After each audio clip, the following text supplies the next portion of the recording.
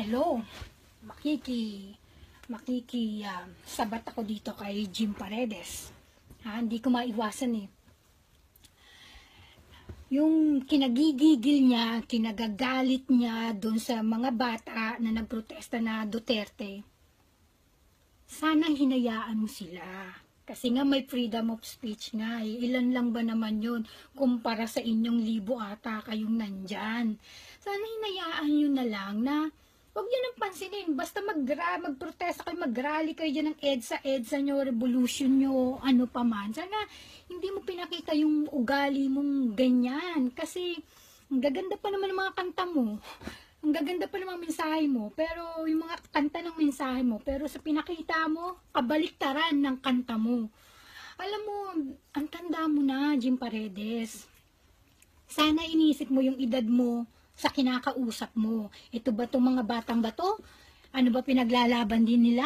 Okay, may pinaglalaban sila. Pero hayaan mo sila kasi hinayaan lang din naman nila kayo. Dahil tingnan mo, di naman sila ng gulo, di ba? Kawawa nga eh. Wala nga silang kalaban-laban. Yung isang tiyanak, nag-hysterical. Pinalayas hanggang sa nagkakasakitan na kayo. Maling-mali yun sa mata ng tao. Maling-mali yung ginawa nyo. Well, ano yung pinagsasasabi nyo na common sense, alam natin ang patayan dito. Common sense talaga. Tayo mga Pilipino, alam natin ang patayan. Well, tulad nga na sabi ko, dalawang tao masama. Una, may mabuting mga pulis, may masamang mga pulis. Diba? Ngayon, nung inano ni Duterte yung tokhang na yan, sinabayan ng mga, masasamang pulis. Kaya, alam mo kung tutuusin, alam nating mga Pilipino kung ano ang mga adik. Halos lahat sa atin. May mga kamag-anak na adik, may kapatid na adik, may pamangkin na adik. 'Di ba? Pero, alam din natin kung itong taong to masama o hindi. Tayo lang din nakakapagsabi, 'di ba? Pero pag sobra-sobra na, at kagaguhan na talaga, andyan na pumapasok sa utak nila kung ano-ano na. Kaya, para sa akin o karamihan, maganda yung ginawa ni Duterte. Maayos, hindi ka natatakot sa daan, ikaw mismo. Anuhin natin ang mga panahon noon, yung mga minamasaker, mga pinapatay, mga batang walang alam, mga batang paslit, mga batang nire-rape. Sino may kagagawa niyan? Matinong tao? Diba minsan nakadrugs, nakarugby o anuman. Ngayon, ayaw mo? Dahil pinapatay? Hello? Hindi naman talaga natin alam. Parang ganyan lang din ang pag-aakusan nyo kay Marcos, di ba? Pinapapatay ni Marcos ang mga media o ano man. Ganun din. Parehas lang ang pag-aakusan nyo kay Marcos at pag-aakusan nyo kay Duterte. Ngayon, sabi nyo, diktador si Marcos. Magiging diktador din to si Duterte. Bakit? Kasi kayong mga dilawan ang nagtutulak para maging diktador si Duterte. Sa palagay mo ba kung maski ako presidente, hindi mo ako pwedeng manduhan, hindi pwedeng ako sumunod sa'yo. Kundi, kung ganyan ka, alam kong marami kang mga katatatatat at gusto mo akong baliktayan at gusto mo patalsikin, magiging diktador talaga ako. Dahil hindi ko hahayaan na ang mamuno sa bansang ito ay triple pa ni Aquino. Sipin mo, di kayo nahiya? De Lima? Ano ba siya? Chief of Justice ba siya? Drug lord? Hindi ba kahihiyan ng Pilipinas yun? Imulat niyo mga mata niyo, uy. Nagbubulag-bulagan. Tama si Topacio. Kung gusto niyo ng laban, sa korte. Ilabas niyo ang mga ebidensya niyo. Kumbaga sa utang yan, ebidensya na nag-utang ka sa akin, ayan no, may kasulatan tayo, may ebidensya, wala ka, talo ka, yun si De Lima, wala siya mga nilabas ng mga ebidensya. Kaya ngayon, anong inaano yung mga dilawan, ha? Ano? Diyos mio, puro kayo media dito, media doon, si Kiko Matsing, sumugod pa kay De Lima na sasabihin niya, senador ako, bla bla bla bla, ang yabang mo naman, alam mo, ang yabang-yabang nyo, nakakagigil kayo, yung parang, parang may posisyon ka, parang ang yabang mo talaga pagka ano. Hindi ganun. Ano may pagkakaiba nyo ni Duterte? Senador, isang presidente na napakasimple. Bakit?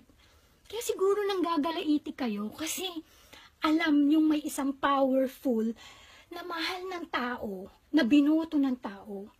Ngayon ang gusto nyo iluklok, si Lugaw. Na alam nyo kasing kaya nyong hawakan si Lugaw. Si Duterte hindi nyo kayang hawakan. Ngayon, maghintay na lang tayo maging diktador si Duterte kasi kayo mga dilawan, kayo ang nagpupush kay Duterte maging diktador. Diba? Yan naman ang gusto niya eh. Oh, wala kayong sinabing maganda kay Marcos. Lahat ng sinasabi niya, puro kapangitan, kapangitan, kapangitan. Lahat ng Aquino, ang gaganda, ang gaganda.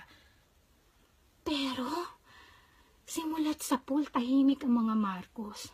Bakit? Kasi may ganito sila eh. Pero kayo mga dilawan, lalo ikaw na, pangalan nito, Lugaw. Diyos ko, attorney ka pa naman, abogada ka pa naman. Baka matalino pa sa'yo yaya ko eh. Oh, si yaya nauutusan ko yan, sekretary ko na ano, pag pinalipad ko si Jenny, baka may palipad kita, padampot kita, pahulog kita dun sa ano, sa Mount Vesubio. Alam mo, harapin nyo na lang, tanggapin nyo na lang na si Dilima ay maraming buhay na sinira. Marami siyang kabataang sinira. Yan na lang. Ang bigat na nga ng witness. Si Dayan, hindi pa ba sapat yun?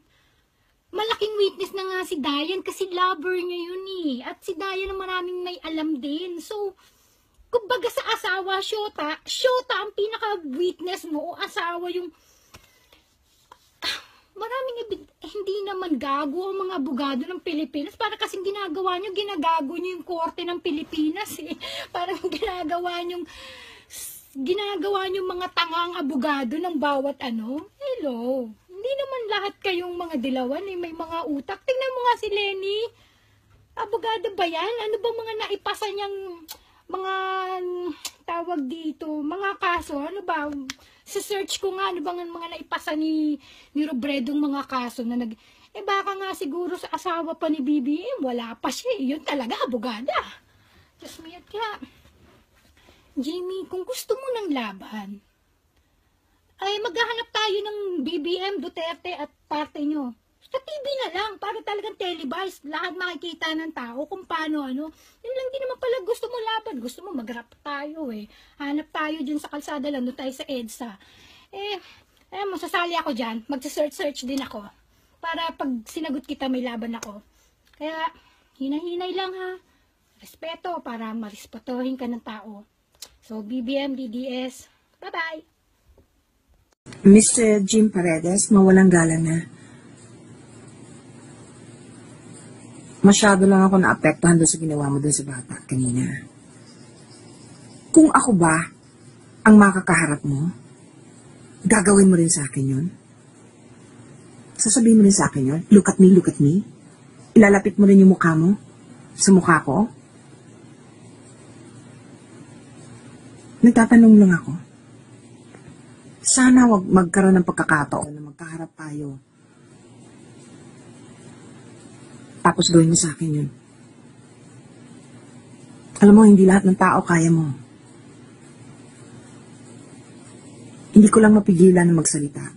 Ngayon, pasensya ka na, hindi ako kasing galing mo pagdating sa pangalipusta o pagsasalita. Hindi yan ang style ko. Sobra lang ako naapektuhan doon sa ginawa mo. Kasi, matanda ka na. Pareho tayong matanda na. Showbiz ka. Pareho tayong showbiz. Napakapangit. Alam mo ang lumalabas? Ikaw yung duwag.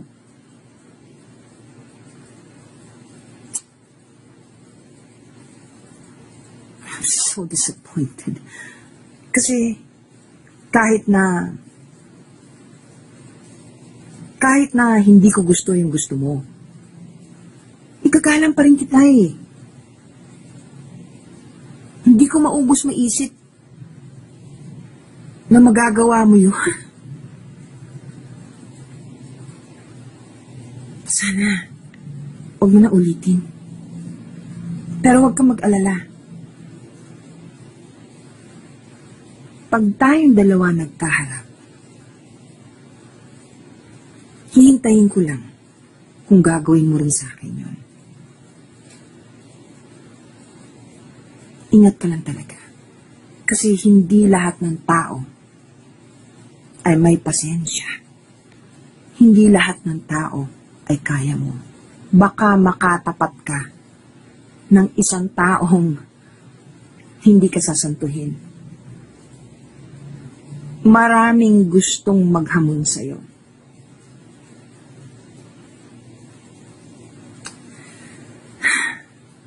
Sayang. Gustong gusto ko pa naman ikaw noon. Kahit hindi tayo magkaibigan.